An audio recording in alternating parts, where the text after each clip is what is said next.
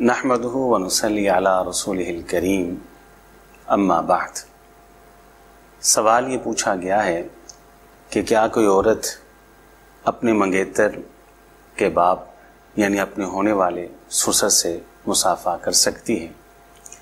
حضرات، جواب اس کا یہ ہے، اگر تو وہ نامحرم ہے اور اس عورت کے لیے محرم نہیں تو اس عورت کو نکاح سے پہلے جس طرح اپنے ہونے والے خاوند سے پردہ ضروری ہے، واجب ہے، بالکل اسی طرح اس کے باپ سے بھی پردہ لازم ہے، ضروری ہے، واجب ہے۔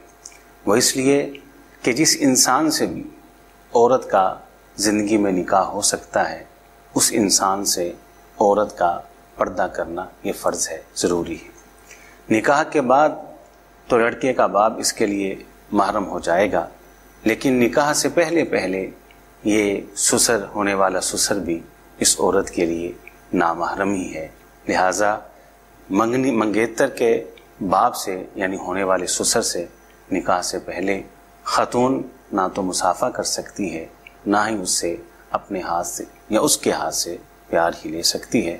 اللہ تعالی ہمیں سمجھ کے عمل کی توفیق عطا فرمائے۔